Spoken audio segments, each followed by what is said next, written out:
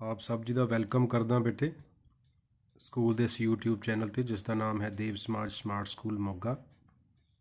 ਅੱਜ ਦੀ ਇਸ ਵੀਡੀਓ ਦੇ ਵਿੱਚ ਬੇਟੇ ਆਪਾਂ ਫਿਜ਼ੀਕਲ ਐਜੂਕੇਸ਼ਨ ਐਂਡ ਸਪੋਰਟਸ 10+2 ਜਿਹੜੇ ਬੱਚਿਆਂ ਨੇ ਇਹ ਸਬਜੈਕਟ ਰੱਖਿਆ ਹੋਇਆ ਹੈ ਉਹਨਾਂ ਦੇ ਲਈ ਇਹ ਲੈਸਨ ਹੈ। ਇਸ ਵੀਡੀਓ ਦੇ ਵਿੱਚ ਲੈਸਨ ਨੰਬਰ 1 ਹੈ ਤੁਹਾਡੀ ਬੁੱਕ ਦਾ ਫਿਜ਼ੀਕਲ ਫਿਟਨੈਸ। ਇਸ ਲੈਸਨ ਦਾ ਨਾਮ ਹੈ ਯਾਨੀ ਕਿ ਸਰੀਰਕ ਯੋਗਤਾ।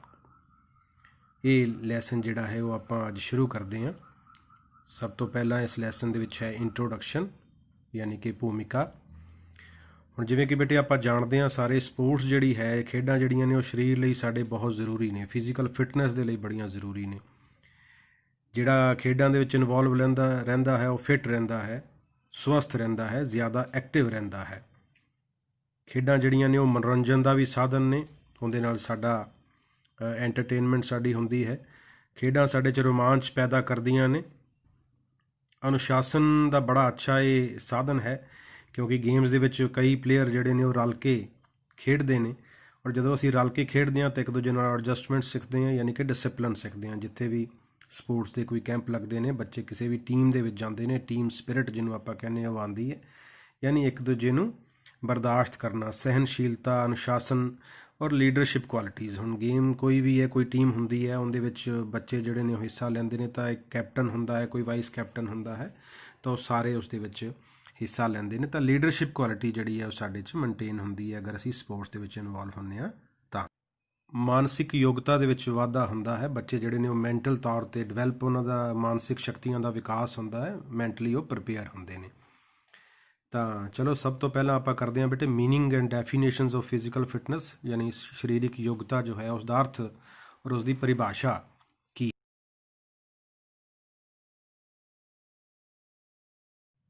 ਸਭ ਤੋਂ ਪਹਿਲੇ ਸਰੀਰਕ ਯੋਗਤਾ ਦਾ ਅਰਥ ਕੀ ਹੈ?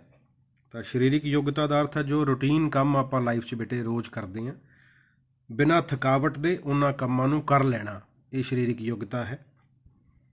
ਅਗਰ ਕੰਮ ਆਪਾਂ ਕੋਈ ਕਰ ਲਿਆ ਹੈ ਉਸ ਤੋਂ ਬਾਅਦ ਅਚਾਨਕ ਆਪਾਂ ਨੂੰ ਦੁਬਾਰਾ ਕੋਈ ਕੰਮ ਕਰਨਾ ਪੈਂਦਾ, ਉਹਦੇ ਲਈ ਜੋ ਊਰਜਾ ਦੀ ਆਪਾਂ ਨੂੰ ਜ਼ਰੂਰਤ ਹੈ ਉਹ ਸਰੀਰਕ ਯੋਗਤਾ ਦੀ ਪਰਿਭਾਸ਼ਾ ਹੈ। ਹੁਣ ਅਗਰ ਇੱਕ ਆਪਾਂ ਸਪੋਰਟਸਮੈਨ ਲਈ ਗੱਲ ਕਰੀਏ, ਜੋ ਖਿਡਾਰੀ ਹੈ, ਉਹਦੇ ਲਈ ਤਾਂ ਸਰੀਰਕ ਤਾਕਤ ਦਾ, ਸਰੀਰਕ ਯੋਗਤਾ ਦਾ ਹੋਣਾ ਬੜਾ ਜ਼ਰੂਰੀ ਹੈ ਕਿਉਂਕਿ ਤਾਕਤ ਨਹੀਂ ਹੋਏਗੀ ਤਾਂ ਸਪੋਰਟਸ ਕਿਵੇਂ ਕਰੇਗਾ। ਤਾਂ ਤਾਕਤ ਵਧਾਉਣ ਲਈ ਅਲੱਗ-ਅਲੱਗ ਤਰ੍ਹਾਂ ਦੀਆਂ ਜੋ ਕਸਰਤਾਂ, ਜੋ ਇਵੈਂਟਸ ਆਪਾਂ ਕਰਦੇ ਹਾਂ ਉਹ ਆਪਣੀ ਇੱਕ ਸਪੋਰਟਸਮੈਨ ਜਿਹੜਾ ਹੁੰਦਾ ਉਸਦੀ ਤਾਕਤ ਨੂੰ ਉਹ ਵਧਾਉਂਦੀਆਂ ਨੇ। ਤਾਂ ਇਹ ਹੈ ਸਰੀਰਕ ਯੋਗਤਾ ਦਾ ਅਰਥ। ਹੁਣ ਅਗਰ ਆਪਾਂ ਡੈਫੀਨੇਸ਼ਨਸ ਕਰੀਏ ਤਾਂ ਵੈਬਸਟਰ ਐਨਸਾਈਕਲੋਪੀਡੀਆ ਦੇ ਅਨੁਸਾਰ ਇਹ ਇੱਕ ਵਿਅਕਤੀ ਦੀ ਬਿਨਾਂ ਰੁਕੇ ਆਪਣੇ ਕੰਮਾਂ ਨੂੰ ਨਿਪਟਾਉਣ, ਖੇਡਾਂ ਵਿੱਚ ਭਾਗ ਲੈਣ ਤੋਂ ਬਾਅਦ ਦੀ ਸੰਕਟਮਈ ਸਥਿਤੀ ਨਾਲ ਨਿਪਟਣ ਦੀ ਊਰਜਾ ਨੂੰ ਬਚਾ ਕੇ ਰੱਖਣ ਦੀ ਸਮਰੱਥਾ ਹੈ। ਉਹ ਹੈ ਸਰੀਰਕ ਯੋਗਤਾ ਦੀ ਪਰਿਭਾਸ਼ਾ। ਯਾਨੀ ਖੇਡਾਂ 'ਚ ਆਪਾਂ ਹਿੱਸਾ ਲੈ ਲਿਆ, ਕੰਮ ਆਪਾਂ ਨਿਪਟਾ ਲਏ, ਉਸ ਤੋਂ ਬਾਅਦ ਜਦੋਂ ਅਚਾਨਕ ਕੋਈ ਆਪਣੇ 'ਤੇ ਹੋਰ ਕੰਮ ਕਰਨ ਦਾ ਸਾਹਮਣਾ ਆਪਾਂ ਨੂੰ ਕਰਨਾ ਪਏਗਾ ਤਾਂ ਜੋ ਊਰਜਾ ਆਪਾਂ ਉਹਦੇ 'ਚ ਲਗਾਵਾਂਗੇ, ਅਗਰ ਸਮਰੱਥਾ ਨਾਲ ਪੂਰੀ ਤਰ੍ਹਾਂ ਕਰ ਸਕਦੇ ਹਾਂ ਤਾਂ ਫਿਰ ਸਰੀਰਕ ਯੋਗਤਾ ਆਪਣੇ ਵਿੱਚ ਹੈ। ਦੂਸਰੀ ਅਗਰ ਆਪਾਂ ਇਸ ਡੈਫੀਨੇਸ਼ਨ ਦੀ, ਇਸੇ ਦੀ ਗੱਲ ਕਰਾਂਗੇ ਇਹਦੇ ਨਾਲ ਹੀ, ਡੇਵਿਡ ਆਰ ਲੈਂਬ ਜਿਹੜੇ ਨੇ ਉਹ ਕਹਿੰਦੇ ਨੇ ਜੀਵਨ ਵਿੱਚ ਵਰਤਮਾਨ ਸਰੀਰਕ ਚੁਣੌਤੀਆਂ ਦਾ ਸਫਲਤਾਪੂਰਵਕ ਸਾਹਮਣਾ ਕਰਨ ਦੀ ਸਮਰੱਥਾ ਕੀ ਹੈ? ਉਹ ਸਰੀਰਕ ਯੋਗਤਾ ਹੈ। ਯਾਨੀ ਜੋ ਵੀ ਆਪਾਂ ਨੂੰ ਰੂਟੀਨ ਵਿੱਚ ਕਰਨਾ ਪੈਂਦਾ ਹੈ, ਅਚਾਨਕ ਹੀ ਕਰਨਾ ਪੈਂਦਾ ਹੈ, ਕਈ ਵਾਰੀ ਆਪਾਂ ਨੂੰ ਕੋਈ ਵੀ ਕੰਮ ਹੈ ਅਚਨਚੇਤ ਕਰਨਾ ਪੈਂਦਾ, ਅਗਰ ਆਪਾਂ ਸਫਲਤਾਪੂਰਵਕ ਕਰ ਪਾਉਂਦੇ ਹਾਂ, ਆਪਣੀ ਬਾਡੀ ਦੇ ਵਿੱਚ ਓਨੀ ਐਬਿਲਿਟੀ ਹੈ ਤਾਂ ਉਹ ਆਪਣੀ ਸਰੀਰਕ ਯੋਗਤਾ ਹੈ। ਅੱਗੇ ਹੈ ਸਰੀਰਕ ਯੋਗਤਾ ਦੇ ਅੰਗ ਯਾਨੀ ਕਿ ਕੰਪੋਨੈਂਟਸ ਆਫ ਫਿਜ਼ੀਕਲ ਫਿਟਨੈਸ ਕਿਹੜੇ ਕਿਹੜੇ ਨੇ। ਉਹਦੇ ਵਿੱਚ ਸਭ ਤੋਂ ਪਹਿਲਾਂ ਹੈ ਤਾਕਤ ਯਾਨੀ ਕਿ ਸਟਰੈਂਥ। ਹੁਣ ਸਟਰੈਂਥ ਦੇ ਵਿੱਚ ਸਭ ਤੋਂ ਪਹਿਲਾਂ ਹੈ ਤਾਕਤ, ਸਹਿਨਸ਼ੀਲਤਾ ਯਾਨੀ ਕਿ ਸਟਰੈਂਥ, ਐਂਡੂਰੈਂਸ। ਕਿਸੇ ਵੀ ਕੰਮ ਕਰਨ, ਕਿਸੇ ਵੀ ਕਿਰਿਆ ਦੇ ਕਰਨ ਦੇ ਵਿੱਚ ਜੋ ਆਪਣਾ ਮਾਸਪੇਸ਼ੀਆਂ ਦਾ ਜੋ ਜ਼ੋਰ ਲੱਗਦਾ ਉਸ ਨੂੰ ਆਪਾਂ ਤਾਕਤ ਕਹਿੰਦੇ ਹਾਂ, ਸਟਰੈਂਥ ਕਹਿੰਦੇ ਹਾਂ। ਕੋਈ ਬਹੁਤ ਤਾਕਤ ਵਾਲਾ ਕੰਮ ਕਰ ਲੈਂਦਾ ਆਪਾਂ ਕਹਿੰਦੇ ਹਾਂ ਬਹੁਤ ਤਾਕਤਵਰ ਹੈ ਬਈ, ਇਹ ਤਾਂ ਬਹੁਤ ਤਕੜਾ ਹੈ। ਹੁਣ ਇਹਦੇ ਵਿੱਚ ਅਗਰ ਆਪਾਂ ਸਰੀਰਕ ਯੋਗਤਾ ਦੇ ਅੰਗਾਂ ਬਾਰੇ ਪੜ੍ਹਾਂਗੇ ਤਾਂ ਸਭ ਤੋਂ ਪਹਿਲਾਂ ਜਿਵੇਂ ਤਾਕਤ, ਸਹਿਨਸ਼ੀਲਤਾ ਯਾਨੀ ਕਿ ਸਟਰੈਂਥ, ਐਂਡੂਰੈਂਸ ਹੈ। ਇਹਦੇ ਵਿੱਚ ਕੀ ਹੁੰਦਾ, ਖਿਡਾਰੀ ਜਿਹੜਾ ਹੈ ਥਕਾਵਟ ਦੀ ਹਾਲਤ ਦੇ ਵਿੱਚ ਹੁੰਦਾ ਹੋਇਆ ਵੀ ਆਪਣੀ ਤਾਕਤ ਦੀ ਵਰਤੋਂ ਜਿਹੜਾ ਹੈ ਉਸ ਨੂੰ ਜਾਰੀ ਰੱਖਦਾ ਹੈ। ਹੁਣ ਜਿਵੇਂ ਆਪਾਂ ਸਪੋਰਟਸ ਦੀ ਗੱਲ ਕਰੀਏ, ਜਿਵੇਂ ਹੁਣ ਸਾਈਕਲਿੰਗ ਹੈ ਜਾਂ ਜਿਵੇਂ ਤੈਰਾਕੀ ਹੈ, ਲੰਬੀ ਦੂਰੀ ਦੀਆਂ ਦੌੜਾਂ ਹੁੰਦੀਆਂ ਨੇ, ਇਹਦੇ ਵਿੱਚ ਜਿਹੜੇ ਸਪੋਰਟਸਮੈਨ ਨੇ ਜਿਹੜੇ ਵੀ ਖੇਡ ਵਿੱਚ ਹਿੱਸਾ ਲੈਂਦੇ ਨੇ ਉਹ ਜ਼ਿਆਦਾ ਦੇਰ ਤੱਕ ਆਪਦੀ ਤਾਕਤ ਦਾ ਇਸਤੇਮਾਲ ਕਰਦੇ ਨੇ। ਹੁਣ ਲੰਬੀ ਦੂਰੀ ਦੀ ਅਗਰ ਦੌੜ ਹੈ ਤਾਂ ਉਸ ਦੇ ਵਿੱਚ ਜ਼ਿਆਦਾ ਤਾਕਤ ਦੀ ਇਸਤੇਮਾਲ ਹੁੰਦਾ ਹੈ, ਉਹਨੂੰ ਆਪਾਂ ਕਹਿੰਦੇ ਹਾਂ ਸਟਰੈਂਥ ਐਂਡੂਰੈਂਸ ਯਾਨੀ ਤਾਕਤ ਸਹਿਣਸ਼ੀਲਤਾ। ਦੂਸਰਾ ਹੈ ਵੱਧ ਤੋਂ ਵੱਧ ਤਾਕਤ, ਇਹ ਦੂਸਰਾ ਕੰਪੋਨੈਂਟ ਹੈ। ਤਾਂ ਮੈਕਸਿਮਮ ਸਟਰੈਂਥ, ਕਈ ਸਪੋਰਟਸ ਇਸ ਤਰ੍ਹਾਂ ਦੀਆਂ ਹੁੰਦੀਆਂ ਨੇ ਜਿਹਦੇ 'ਚ ਭਾਰ ਚੁੱਕਣਾ, ਹੁਣ ਮੰਨ ਲਓ ਭਾਰ ਜਿਹੜਾ ਹੈ ਉਹ ਚੁੱਕਣਾ ਹੈ ਤਾਂ ਉਹਦੇ 'ਚ ਇੱਕਦਮ ਤਾਕਤ ਦੀ ਜ਼ਰੂਰਤ ਪੈਂਦੀ ਹੈ, ਯਾਨੀ ਪੂਰਾ ਜ਼ੋਰ ਮੈਕਸਿਮਮ ਸਟਰੈਂਥ ਲਾਉਣੀ ਪੈਂਦੀ ਹੈ। ਕੁਸ਼ਤੀ ਹੈ, ਜਦੋਂ ਉਹਦੇ 'ਚ ਦਾਅ ਲਾਉਣਾ ਹੁੰਦਾ ਹੈ ਤਾਂ ਮੈਕਸਿਮਮ ਸਟਰੈਂਥ ਲੱਗਦੀ ਹੈ। ਗੋਲਾ ਸੁੱਟਣਾ ਹੈ, ਜਿਮਨਾਸਟ ਹੈ, ਇਹਦੇ 'ਚ ਮੈਕਸਿਮਮ ਸਟਰੈਂਥ ਦਾ ਕੰਮ ਹੁੰਦਾ ਹੈ। ਤੀਸਰਾ ਉਹਦੇ ਵਿੱਚ ਹੈ ਵਿਸਫੋਟਕ ਤਾਕਤ, ਯਾਨੀ ਕਿ ਐਕਸਪਲੋਸਿਵ ਸਟਰੈਂਥ, ਇੱਕਦਮ ਜ਼ੋਰ ਦਾ ਲੱਗਣਾ।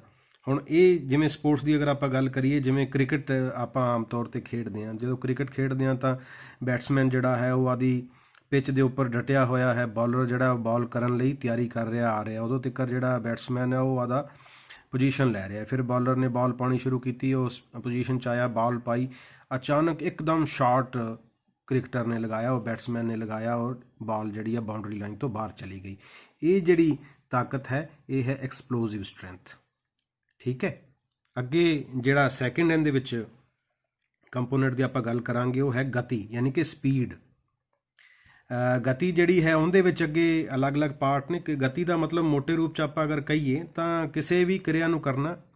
ਸਪੀਡ ਦਾ ਇੱਥੇ ਅਰਥ ਇਹ ਨਹੀਂ ਹੈ ਕਿ ਆਪਾਂ ਕਿਸੇ ਦੂਰੀ ਤਾਂ ਨਹੀਂ ਹੈ ਵੀ ਅਗਰ ਆਪਾਂ 100 ਮੀਟਰ ਦੀ ਰੇਸ ਲਾਣੀ ਹੈ ਤਾਂ ਉਹਦੇ 'ਚ ਕਿੰਨੀ ਸਪੀਡ ਹੈ, ਮਤਲਬ ਉਸ ਤੋਂ ਨਹੀਂ ਹੈ। ਲੇਕਿਨ ਸਪੀਡ ਦਾ ਮਤਲਬ ਇੱਥੇ ਕੀ ਹੈ, ਕੋਈ ਵੀ ਕੰਮ ਆਪਾਂ ਕਿੰਨੀ ਜਲਦੀ ਪੂਰਾ ਕਰਨ ਲਈ ਖੁਦ ਨੂੰ ਆਦੀ ਬਾਡੀ ਨੂੰ ਤਿਆਰ ਕਰ ਲੈਂਦੇ ਹਾਂ, ਇਹਦਾ ਮਤਲਬ ਹੈ ਇੱਥੇ ਇਹ ਹੈ ਸਪੀਡ ਦਾ ਅਰਥ। ਇਹਦੇ ਵਿੱਚ ਇਸ ਦਾ ਜਿਹੜਾ ਪਹਿਲਾ ਪਾਰਟ ਹੈ ਉਹ ਹੈ ਗਤੀ ਯੋਗਤਾ, ਯਾਨੀ ਕਿ ਐਕਸਲਰੇਸ਼ਨ ਐਬਿਲਿਟੀ। ਹੁਣ ਗਤੀ ਯੋਗਤਾ ਦਾ ਅਰਥ ਕੀ ਹੈ, ਕੰਮ ਸ਼ੁਰੂ ਕਰਨ ਤੋਂ ਬਾਅਦ ਖਿਡਾਰੀ ਕਿੰਨੀ ਜਲਦੀ, ਕਿੰਨੀ ਛੇਤੀ ਆਪਣੀ ਪੂਰੀ ਰਫਤਾਰ 'ਚ ਆ ਜਾਂਦਾ, ਸਪੀਡ ਦੇ ਵਿੱਚ ਆ ਜਾਂਦਾ, ਔਰ ਜਿਹੜਾ ਵੀ ਵਿਸਫੋਟਕ ਤਾਕਤ ਦਾ ਇਸਤੇਮਾਲ ਕਰਦਾ ਹੋਇਆ ਆਪਦਾ ਜਿਹੜਾ ਗੇਮ ਹੈ ਉਸ ਦੇ ਵਿੱਚ ਪਰਫਾਰਮ ਕਰ ਪਾਉਂਦਾ ਹੈ, ਉਹ ਤਾਂ ਹੈ ਗਤੀ ਯੋਗਤਾ। ਦੂਸਰਾ ਇਹਦੇ ਵਿੱਚ ਹੈ ਗਤੀ ਸਹਿਣਸ਼ੀਲਤਾ, ਯਾਨੀ ਕਿ ਸਪੀਡ ਐਂਡੂਰੈਂਸ।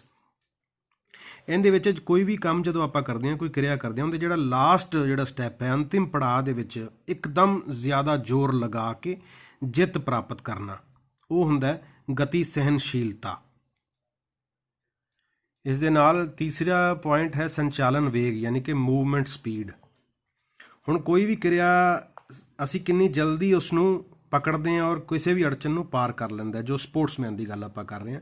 ਜਿਵੇਂ ਹੁਣ ਦੌੜ ਹੈ, ਜਦੋਂ ਸ਼ੁਰੂ ਹੁੰਦੀ ਹੈ ਕਿਸੇ ਇੱਕ ਸਟਾਰਟਰ ਦੇ ਸਾਰੇ ਖੜੇ ਹੁੰਦੇ ਨੇ, ਜਿਵੇਂ ਹੀ ਫਾਇਰ ਹੁੰਦਾ ਹੈ, ਐਥਲੀਟ ਜਿਹੜੇ ਨੇ ਕਿੰਨੀ ਜਲਦੀ, ਕਿੰਨੀ ਸਪੀਡ ਨਾਲ ਆਪਣਾ ਜੋ ਬਲੌਕ ਹੈ, ਜਿੱਥੇ ਉਹ ਤਿਆਰ ਹੋ ਜਾਂਦੇ ਨੇ ਭੱਜਣ ਵਾਸਤੇ, ਰੁਕੇ ਹੁੰਦੇ ਨੇ, ਉੱਥੋਂ ਛੱਡ ਕੇ ਉਸ ਨੂੰ ਭੱਜਦੇ ਨੇ, ਉਸ ਨੂੰ ਆਪਾਂ ਕਹਿੰਦੇ ਹਾਂ ਸੰਚਾਲਨ ਵੇਗ, ਯਾਨੀ ਕਿ ਮੂਵਮੈਂਟ ਸਪੀਡ। ਅੱਗੇ ਹੈ ਪ੍ਰਤੀਕਿਰਿਆ ਦਾ ਸਮਾਂ, ਰਿਐਕਸ਼ਨ ਟਾਈਮ। ਸਭ ਤੋਂ ਪਹਿਲਾਂ ਜਿਹੜਾ ਵਿਅਕਤੀ ਜਾਂ ਖਿਡਾਰੀ 'ਤੇ ਗੱਲ ਨਿਰਭਰ ਕਰਦੀ ਹੈ ਕਿ ਕਿਸੇ ਵੀ ਸੰਕੇਤ ਨੂੰ ਉਹ ਕਿੰਨੀ ਜਲਦੀ ਸਮਝ ਕੇ ਉਸ 'ਤੇ ਐਕਟ ਕਰਦਾ ਹੈ, ਰਿਐਕਟ ਕਰਦਾ ਹੈ ਉਸ ਚੀਜ਼ 'ਤੇ, ਉਸ ਨੂੰ ਆਪਾਂ ਕਹਾਂਗੇ ਪ੍ਰਤੀਕਿਰਿਆ ਦਾ ਸਮਾਂ। ਯਾਨੀ ਕਿ ਤਿਆਰੀ ਹੋ ਗਈ, ਹੁਣ ਜਿਵੇਂ ਹੀ ਇਸ਼ਾਰਾ ਮਿਲਿਆ ਉਵੇਂ ਹੀ ਉਸ ਦਾ ਕੰਮ ਜਿਹੜਾ ਹੈ ਉਹ ਸਟਾਰਟ ਹੋ ਗਿਆ। ਅਗਲਾ ਹੈ ਇੰਜਨ ਯੋਗਤਾ, ਯਾਨੀ ਕਿ ਲੋਕੋਮੋਟਰ ਐਬਿਲਿਟੀ।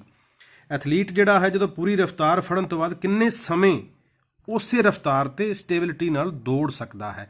ਯਾਨੀ ਕਿ ਹੁਣ ਅਗਰ ਉਹਨੇ ਸਟਾਰਟ ਕੀਤਾ 5-7 ਸੈਕਿੰਡ ਬਾਅਦ ਉਹ ਆਦੀ ਫੁੱਲ ਸਪੀਡ ਦੇ ਵਿੱਚ ਆ ਗਿਆ, ਹੁਣ ਉਹ ਕਿੰਨੀ ਦੇਰ ਉਸ ਸਪੀਡ ਨੂੰ ਮੇਨਟੇਨ ਰੱਖ ਪਾਏਗਾ, ਇਹ ਹੈ ਇੰਜਨ ਯੋਗਤਾ। ਸਰੀਰਕ ਯੋਗਤਾ ਦੇ ਅੰਗ ਯਾਨੀ ਕਿ ਕੰਪੋਨੈਂਟਸ ਆਫ ਫਿਜ਼ੀਕਲ ਫਿਟਨੈਸ ਦਾ ਜੋ ਤੀਸਰਾ ਕੰਪੋਨੈਂਟ ਹੈ ਉਹ ਹੈ ਸਹਿਣਸ਼ੀਲਤਾ, ਯਾਨੀ ਕਿ ਐਂਡੂਰੈਂਸ। ਹੁਣ ਥਕਾਵਟ ਜਦੋਂ ਹੋ ਜਾਂਦੀ ਹੈ, ਥਕਾਵਟ ਦੀ ਹਾਲਤ ਦੇ ਵਿੱਚ ਵੀ ਜਿਹੜਾ ਖਿਡਾਰੀ ਹੈ ਉਹ ਕਿੰਨੀ ਦੇਰ ਤੱਕ ਆਪਦੀ ਯੋਗਤਾ ਨੂੰ ਬਣਾਏ ਰੱਖ ਸਕਦਾ ਹੈ, ਇਹ ਹੈ ਸਹਿਣਸ਼ੀਲਤਾ। ਹੁਣ ਉਹਦੇ ਵਿੱਚ ਸਭ ਤੋਂ ਪਹਿਲੇ ਹੈ ਘੱਟ ਸਮੇਂ ਦੀ ਸਹਿਣਸ਼ੀਲਤਾ, ਯਾਨੀ ਕਿ ਸ਼ੋਰਟ ਟਾਈਮ ਐਂਡੂਰੈਂਸ ਕੀ ਹੁੰਦੀ ਹੈ।